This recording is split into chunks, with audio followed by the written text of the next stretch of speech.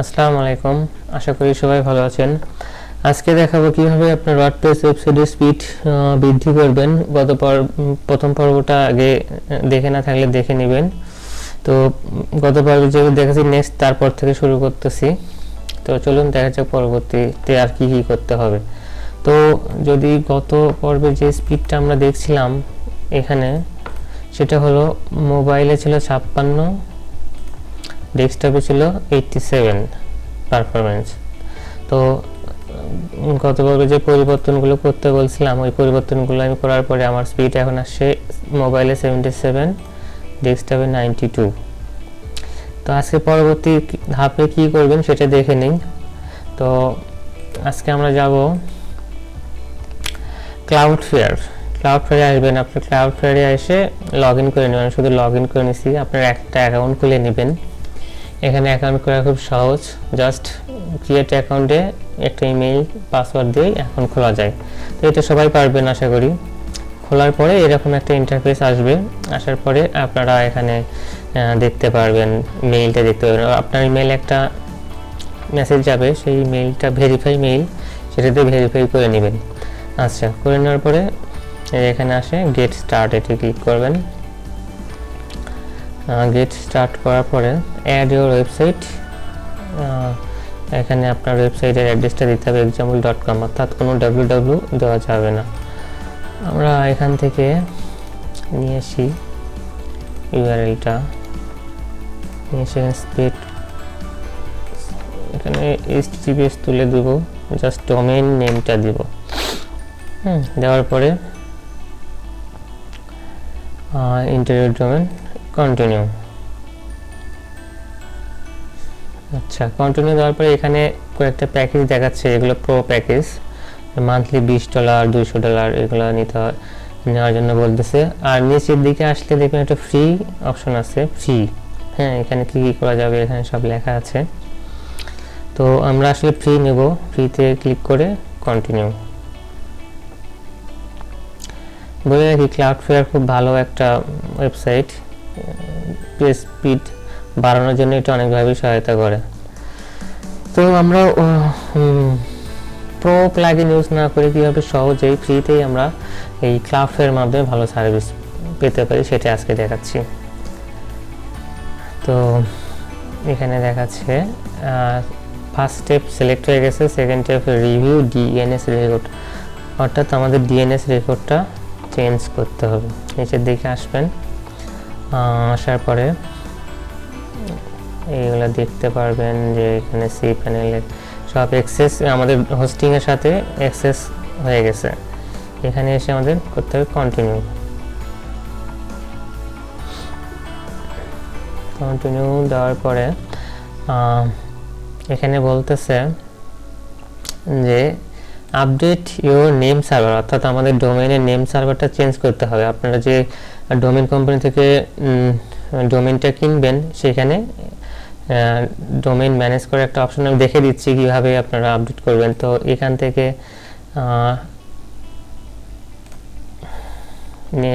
ডিএনএসটা copy করে, name সার্ভারটা copy করে আমরা যাব যে এখানে আমি নেমচিপ থেকে কিনছি ডোমেইন। তো এটার যেই ম্যানেজ অপশন আছে ডোমেইনের, যে ডোমেইন satisfyvd.com, তো এখানে যাওয়ার পরে যে ম্যানেজে ক্লিক করবো। আপনাদের ডোমেইন কোম্পানির যেই প্যানেল পাবেন সেখান থেকে ম্যানেজ করে নেওয়ার একটা অপশন পাবেন, বা এই ধরনের সেটিংস জাতীয় কোনো একটা অপশন পাবেন। এখানে গিয়ে ম্যানেজে ক্লিক করবেন। ম্যানেজ করে এখানে নেম চিপে দেখাচ্ছে এরকম অপশন পাবেন, নেম সার্ভার কাস্টম ডিএনএস আছে এখানে দেখা যাচ্ছে 2টা নেম সার্ভার ইউজ করা হয়েছে। তো আমি আগে নেম সার্ভারটা এখান থেকে রিমুভ করে দেবো। এখান থেকে আমি চাইলে এটা কপি করে রেখে দিই, যদি পরবর্তীতে কাজে লাগতে পারে। আমি এখানে আগেরটা কপি করে রেখে দিচ্ছি, লাগবে না তারপরেও রেখে দিই, লাগলে লাগবে, না লাগলে না।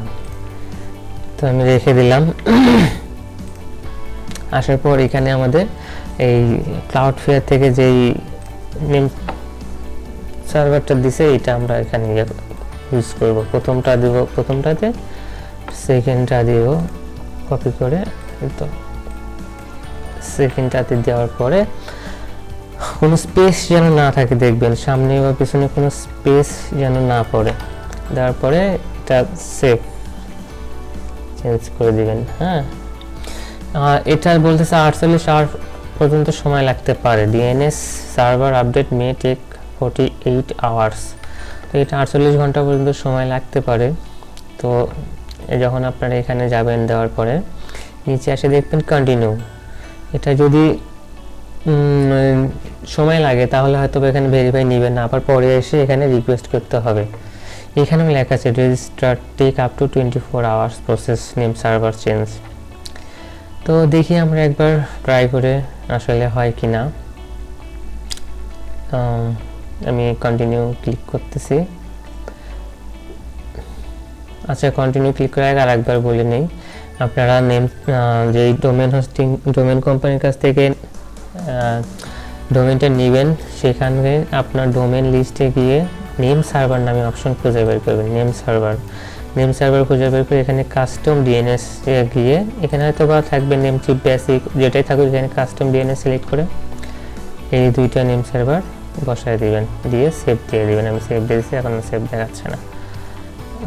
তারপর দেখি আমরা এখন ক্লাউডফ্লেয়ারে আসলাম, এখানে কন্টিনিউ দিয়ে দেখি কাজ করে কিনা। আচ্ছা, এখন আপাতত নিচ্ছে।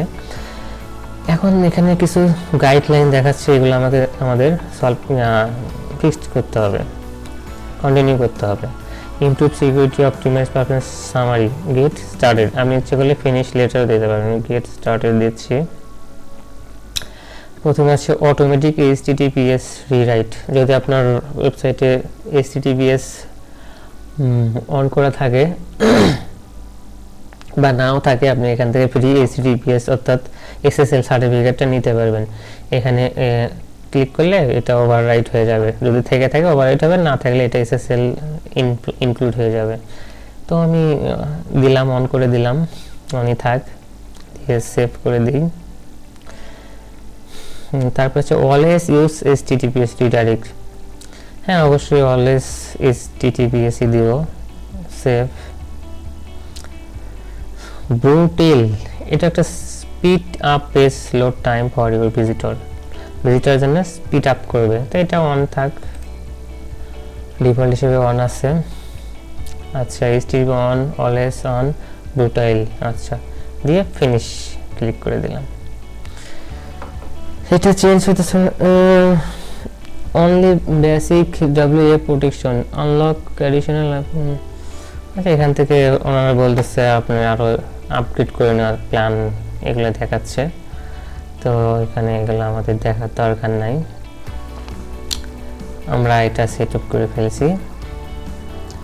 আচ্ছা, এটা সেট আপ করার পর আমাদের সাইটটা দেখবো যে কাজ করতেছে কিনা ঠিকভাবে। আমাদের সাইটটা একটু চেক করে দেখি। একটা ইম্পর্টেন্ট কথা বলতে ভুলে গেছি, আপনারা যখনই কোনো স্পিড নিয়ে কাজ করবেন অবশ্যই ব্যাকআপ ফাইল নেবেন, অবশ্যই ব্যাকআপ নেবেন। ম্যানুয়ালি নিতে পারেন অথবা কোনো প্লাগইন ইউজ করে নিতে পারেন। তো এটা ইউজ করার পরে আমরা যাব এখান থেকে, আর কি কি আছে দেখে নেই। ডিএনএস আছে, ডিএনএস দেখি কি আছে।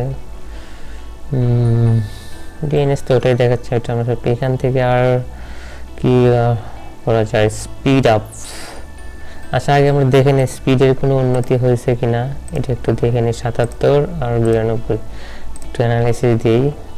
আচ্ছা থাক, আমরা এখান থেকে স্পিডটা দেখে নেই, স্পিডের ভিতর কি কি আছে।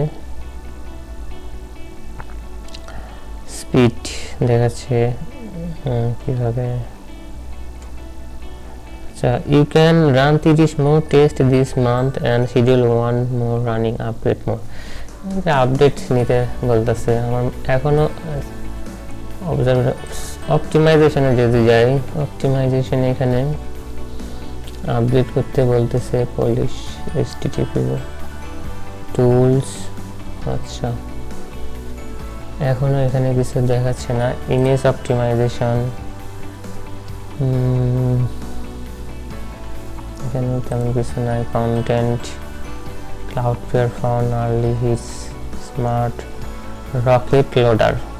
আচ্ছা, রকেট লোডার হচ্ছে যে আপনার পেজের জাভাস্ক্রিপ্ট যে থাকে পেজে, জাভাস্ক্রিপ্টের দুটো লোড নিতে সহায়তা করবে এবং এটা ক্লাউডফ্লায়ার সিকিউরিটিও প্রদান করে। তো আমরা আগে দেখে নিই আমাদের স্পিডের কোনো উন্নতি হয়েছে কিনা। 73, 92 তেমন কোনো উন্নতি হয় নাই এখনো।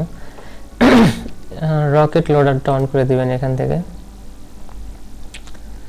আচ্ছা, আর নিচে আসলে যে অটো মিনিফাই, এখানে একটা মোস্ট ইম্পর্টেন্ট, এটা হলো যে মিনিফাই করতে হবে, অর্থাৎ জাভাস্ক্রিপ্ট, সিএসএস, এইচটিএমএল এই তিনটা মিনিফাই করে দেবো। আমি মিনিফাই করে দিচ্ছি, তিনটেই টিক দিয়ে দিচ্ছি। আর কি আছে এখান থেকে,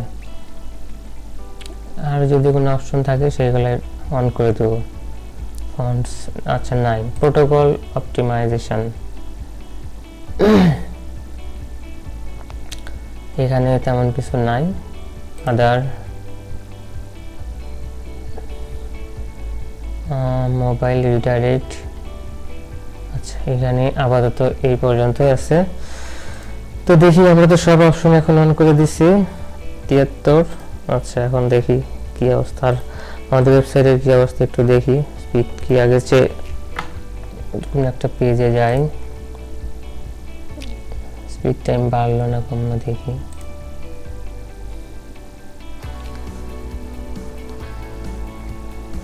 আপনারা যারা আগের ভিডিও দেখেননি অবশ্যই আগের ভিডিওটা দেখবেন।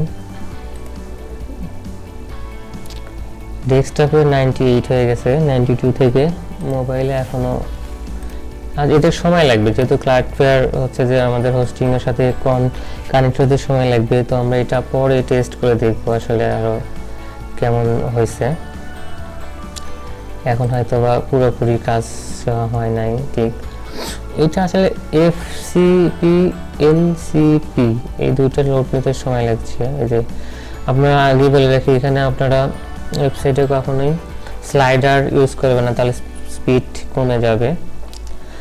যদি ইউজ করতে সিঙ্গেল একটা ইমেজ ইউজ করতে পারেন, আর সবগুলো ইমেজ ওয়েবপি ফাইলে কনভার্ট করে নেবেন।